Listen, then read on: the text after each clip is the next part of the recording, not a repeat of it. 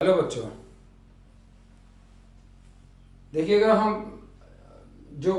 Last video था हमारा chemical kinetics का, उसमें हमने पढ़ा था integrated rate law equation method for the first order reaction when the reactant is in the aqueous form और इन द सॉल्यूशन फॉर्म और इन द लिक्विड और solid form when concentration is effective, but in the gaseous form pressure is most significant factor in comparison to the concentration. So what will be the effect of the pressure on the rate constant? We will discuss and we calculate the rate constant by using the first order rate law method and that we have discussed. Suppose देखिएगा हमारे पास मान लीजिएगा कोई first order reaction है लेकिन वो gas की phase में है, तो ए गैस फेज में है, B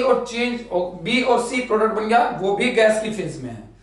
initially when time is equal to 0, तो उस टाइम प्रेशर जो है वो 0 टाइम का प्रेशर है, P एट 0 टाइम, B 0 है, C 0 है, क्योंकि इनका कोई प्रेशर ही नहीं है। क्यों नहीं है? क्योंकि अभी बने ही नहीं है हमारे पास में, रिएक्शन स्टार्ट ही नहीं हुआ, प्रोडक्ट बना ही नहीं है। आगे बढ़िएगा, अगर कंसंट्रेशन ए का प्रेशर ए का क्या होगा, डिक्रीज होता जाएगा और बी और सी का प्रेशर बढ़ता जाएगा जब रिएक्शन स्टार्ट होगी। ए डिकंपोज होगा, इसकी अमाउंट कम होगी और अमाउंट कम होगी तो प्रेशर कम होगा, इनकी अमाउंट बढ़ेगी तो इनका प्रेशर बढ़ेगा। लेकिन इक्वेशन हमारे पास में स्टोइचियोमेट्रिक है जिसमें इसका मोल, इसका coefficient of this and this are same, तो इसका जितना प्रेशर डिक्रीज होगा उसी प्रोपोर्शन में इसका बढ़ेगा, उसी प्रोपोर्शन में सी का भी बढ़ेगा। मान लीजिएगा डिक्रीज इन प्रेशर ले लिया मैंने स्मॉल p, तो increase in pressure of b is small p, increase in the pressure of the c is also in small p, because one stoichiometric coefficient and one stoichiometric coefficient. आगे बढ़िएगा, first order kinetics हमने पढ़ा था, क्या था, k is equal to 2.303 t/t log initial concentration upon में concentration at time t। यहां पे क्या बन जाएगा, इनिशियल प्रेशर अपॉन में pressure at time t, initial pressure upon में प्रेशर एट टाइम t, क्या बन गया, k is equal to 2.303 t/t log initial pressure p not upon में pressure at time t, pressure of at time t of reactant, that is वो क्या आपका p naught minus p है, तो ये p नॉट अपॉन में p naught minus p होगा। आगे बढ़ेगा, p at time t, p at time t नहीं, p टोटल, ध्यान से सुनिएगा इसको, ये क्या P टोटल प्रेशर है किसका,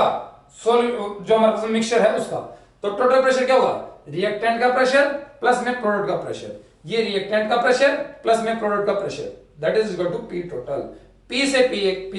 कैंसिल हो गया, क्या बन गया, P बराबर P टोटल बराबर P नॉट प्लस P, और स्मॉल p की वैल्यू अगर मैं निकालना चाहूं तो स्मॉल p की वैल्यू क्या हो गया आपका, P नॉट को इधर लेके आ गया, क्या बन गया, P टोटल माइनस P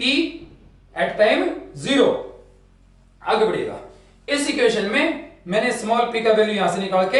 इस इक्वेशन में पुट अप कर दिया, इस इक्वेशन में मैंने पुट अप कर दिया स्मॉल p का वैल्यू, क्या बन गया, k is equal to 2.303 by k log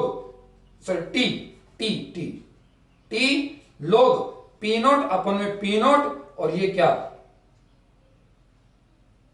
किसका वैल्यू, स्मॉल p का, क्या है, pt minus p not, pt minus करूंगा इसमें माइनस pt माइनस अंदर जाएगा तो माइनस माइनस प्लस हो जाएगा, प्लस p नॉट आपका हो जाएगा। आगे बढ़िए, क्या बन गया, 2.30 बाई t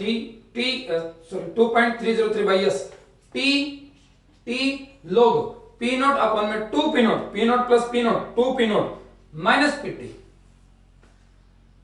आगे देखिएगा equation, t is equal to क्या हुआ हमारे पास में, इस इक्वेशन से t मैंने निकाला, t is equal to 2.303 by k log a naught upon में a एट टाइम t आप में क्या होगा, इनिशियल का आधा बच जाएगा, इनिशियल क्या था, a नॉट, बच गया कितना, a not by 2, a not से a नॉट कैंसिल हो गया, 2 पर चला गया, क्या बन गया, log 2, t half is equal to क्या होगा हमारे पास बच्चों, 2.303 बाई k log ऑफ 2। आगे बढ़िएगा, अगर मैं इसमें t3/4 लू, ये तो था वो टाइम जिसमें हाफ रिएक्शन कंप्लीट हो गई हो, मैं ले रहा हूं t3/4 कंप्लीट हो गई, कितने में से, 1 में से 3/4 कंप्लीट होगी, बच गई कितनी, 1/4 बच गई। इनिशियल कितना था, इनिशियल कितना था, a नोट, बच गया कितना, a नोट बाई 4, कब, व्हेन t इज 3/4, वो टाइम जिसमें 3/4 कंप्लीट हो जाए, बच गया कितना a0/4 बच गया। इनिशियल क्या था a0, बच गया कितना a0/4, कितना कंप्लीट हो गया 3/4 कंप्लीट हो गया बच्चों, a0/4 बच गया आपका। a0 से a0 कैंसिल हो गया, 4 को ऊपर ले गया और 4 को मैं लिख सकता हूं 2 ध्यान सुनिएगा इस पॉइंट को, 4 को लिख सकता हूं मैं 2 log m⁻n, ये फॉर्मूला हमारे पास बनता है log m⁻n, क्या बन गया m⁻n, n log m, n power आ गया कि 2 और ये क्या होगा log n,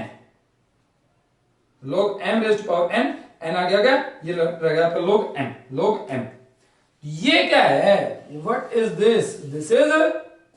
t हाफ, तो t 3/4 क्या हुआ 2 इंटू में t half, t 3/4 is equal to 2 into में t हाफ हुआ आपका, कितना twice of the t half. इसलिए हमने कहा था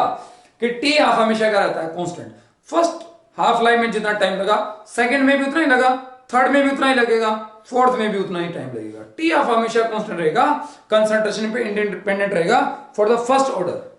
आगे बढ़ेगा, सपोज कीजिए कुछ बुक्स में ऐसा भी है, मान लीजिए इनिशियल कंसंट्रेशन हमने ले रखी है कितनी a0, कितनी ले रखी a0, और टी टाइम पे कंसंट्रेशन ले रखी हमने कुछ क्या a at time t, a reactant था p में चेंज हो गया, a रिएक्टेंट था p में चेंज हो गया। सपोज कीजिए इनिशियल कंसंट्रेशन है स्मॉल a और इसकी कंसंट्रेशन है 0, कब टाइम इज इक्वल टू 0, जब t इज इक्वल टू 0 तब इनिशियल है ये, तो ये 0 है आपका। एट टाइम t सपोज इसमें से कुछ डिकंपोज हो गया, डिकंपोज हो गया, क्या कितना डिकंपोज हो गया, मान लिया बच्चों x मोल पर लीटर डिकंपोज हो गया, तो क्या बच गया a माइनस x पीछे बच गया और x क्या होगा आपका प्रोडक्ट बन गया, x क्या है प्रोडक्ट आपका बन गया। तो ये क्या है इनिशियल कंसंट्रेशन, ये क्या है कंसंट्रेशन एट टाइम t। तो क्या होगा इस इक्वेशन को मैं इसकी फॉर्म में भी लिख सकता हूं, t is equal to k 2.303/k log initial क्या a0 की जगह क्या रख दिया मैंने a, और a एट टाइम t की जगह बची हुई कंसंट्रेशन किसकी रिएक्टेंट की, और वो कितनी है a अपॉन ये कितनी है आपकी a माइनस x। तो t इज इक्वल टू क्या बन गया 2.303/k log a अपॉन में a minus x। First order के लिए हमारे पास जितना कंटेंट बनता है सीबीएसई में, मोस्ट ऑफ फॉर्मूलाज हमने इसमें कुछ हमारी पहले वाली वीडियो में हमने कवर कर लिए। उसके बाद हम पढ़ेंगे सेकंड ऑर्डर को और थर्ड ऑर्डर को, हालांकि वो सीबीएसई में नहीं आता है, सीबीएसई का हिस्सा नहीं है, लेकिन फिर भी हम उस पर एक वीडियो बनाएंगे, एक सेकंड ऑर्डर पे एक थर्ड ऑर्डर पे, फाइन, कि कैसे सेकंड ऑर्डर का आता है रेट कांस्टेंट और कैसे थर्ड ऑर्डर का रेट कांस्टेंट हमारे पास में आता है। This is all for the first order kinetics integrated rate equation method के थ्रू हम के टी हाफ और ये ग्राफ जो हमने पहले प्लॉट कर रखे हैं ग्राफ, वो सब बहुत इंपॉर्टेंट है। ध्यान से सुनिएगा, ध्यान से समझिएगा। Clear? This is all for today. Thank you.